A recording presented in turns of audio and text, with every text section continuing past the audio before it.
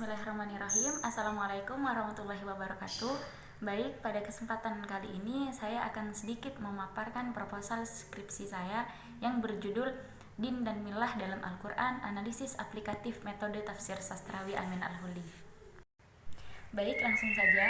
Dewasa ini kita ketahui bersama bahwasanya sebagai sebuah kitab suci yang dijadikan pedoman bagi umat Islam, Al-Quran tidak pernah luput dari pengamatan banyak kalangan, apapun latar belakangnya dan apapun agamanya. Berbagai aspek terus-menerus diteliti, yang salah satunya ialah mengenai pencarian makna terhadap ayat-ayat Al-Quran atau yang biasa disebut dengan at-tafsir.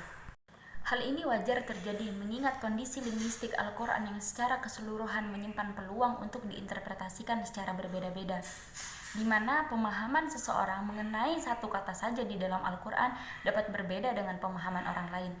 Salah satu istilah di dalam Al-Quran yang cukup banyak mendapat sorotan adalah kata din dan milah. Kedua kata atau kedua lafaz ini telah memunculkan berbagai silang pendapat di kalangan penafsir, mulai dari klasik hingga kontemporer. Sebagian penafsir ada yang membedakan arti kata din dan milah, sebagian penafsir juga ada yang menyamakannya. Seperti contoh tokoh Ar-Raghib Al-Asfahani, beliau dalam kitab tafsirnya menjelaskan bahwasanya lafaz din dan milah ini sama dalam segi cakupan namun berbeda dalam hal definisi. Menurutnya, din adalah al-inqiyadu lil al-haq atau ketundukan kepada kebenaran yang dalam hal ini berkaitan langsung dengan seorang hamba, sedangkan milah adalah al-qud ila al-haq atau mengarahkan kepada kebenaran yang dalam hal ini berkaitan langsung dengan Allah Subhanahu wa taala. Berbeda dengan tokoh Ar-Raghib Al-Asfahani, Al-Qurtubi cenderung menyamakan arti kata din dan milah ini. Dapat kita lihat dalam penjelasannya di dalam kitab tafsir yang mengomentari Quran surat An-Nisa ayat 125, intinya di sana beliau menjelaskan bahwasanya din itu ya milah itu sendiri. Itulah salah dua di antara perbedaan pendapat di kalangan penafsir. Memang masing-masing memiliki cara atau metodenya tersendiri di dalam memaknai kedua istilah ini. Sebagian ada yang hanya memandang dari segi linguistik atau bahasanya saja, sebagian yang lain ada yang hanya berpegang kepada apa yang telah tertulis di riwayat-riwayat terdahulu, dan sebagian yang lain pula ada yang memandang dari segi konteks penyebutan kedua lafaz tersebut secara keseluruhan di dalam Al-Quran. Perbedaan pendapat ini wajar terjadi mengingat kedua istilah ini juga disajikan dalam bentuk dan posisi yang berbeda-beda di dalam Al-Quran, di mana penyebutan istilah din dan milah di tempat tertentu dapat memiliki kesamaan makna dan dapat pula memiliki perbedaan jika penyebutannya di tempat yang lain. Sebagai contoh, penyebutan lafaz din dan milah di dalam Quran surat An-Nisa ayat 125 dan Al-Quran surat Al-An'am ayat 61. Singkatnya, berangkat dari problem inilah akhirnya saya menemukan seorang pakar sastra Arab bernama Amin Al-Huli yang muncul dengan menawarkan perangkat metodologis baru yang ia klaim mampu melahirkan suatu pemahaman yang lebih komprehensif dan lebih objektif terhadap Al-Quran. Berangkat dari asumsi dasarnya yang meyakini bahwa Al-Quran adalah kitab sastra Arab terbesar, Amin Al-Huli menyatakan bahwasanya pemahaman yang objektif terhadap Al-Quran hanya bisa diperoleh dengan menerapkan pendekatan dan metode sastrawi.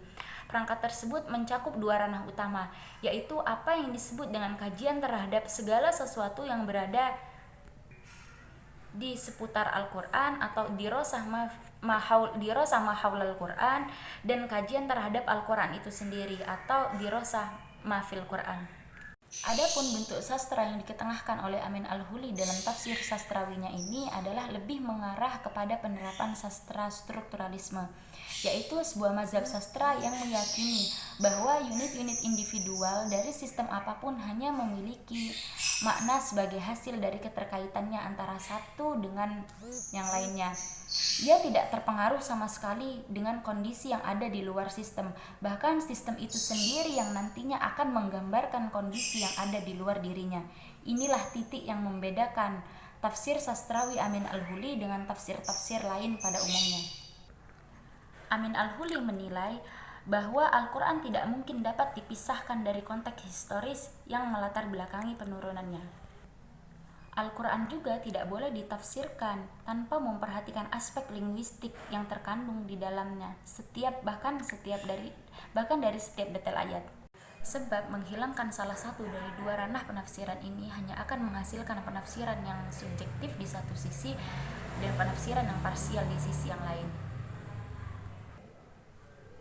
Itulah sebabnya mengapa Amin Al-Huli mengkritik setiap penafsiran yang mencoba mengaitkan Al-Quran dengan subjektivitas penafsir. Atas dasar inilah saya tertarik untuk menggunakan metode tafsir sastrawi Amin Al-Huli dalam mengkaji konsep din dan milah dalam Al-Quran. Di samping cakupannya yang mampu menampung dua ranah kajian sekaligus, yaitu ranah teks dan konteks, metode ini terbilang cukup menantang untuk digunakan dalam mengkaji Al-Quran, dikarenakan masih terbilang langka dan keluar dari jalur mainstream metode penafsiran yang selama ini berkembang dalam tradisi Islam. Di samping itu juga masih sedikit orang yang mengkaji tentang hal ini. Berangkat dari latar belakang ini, saya merumuskan beberapa masalah sebagai fokus pembahasan dalam kajian ini. Yang pertama, bagaimana konstruk tafsir dengan pendekatan sastrawi yang digagas oleh Amin Al-Huli ini.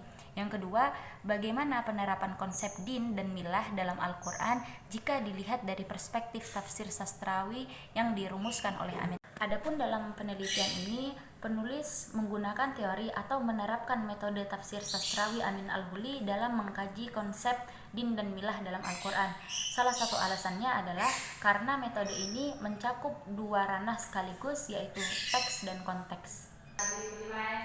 Kemudian dalam mendukung penelitian ini, penulis menggunakan salah satu buku primer, yaitu Manahij Al-Tajdid karya Amin Al-Huli, didukung dengan buku-buku atau literatur lain seperti dari jurnal dan lain sebagainya yang membahas tentang din dan milah dalam Al-Quran serta pemikiran tafsir sastrawi Amin Al-Huli. Mungkin cukup sampai di sini dulu, atau ini saja yang dapat saya sampaikan. Apabila ada salah kata, saya mohon maaf, dan kepada Allah saya mohon ampun. Billahi taufik. Wassalamualaikum warahmatullahi wabarakatuh.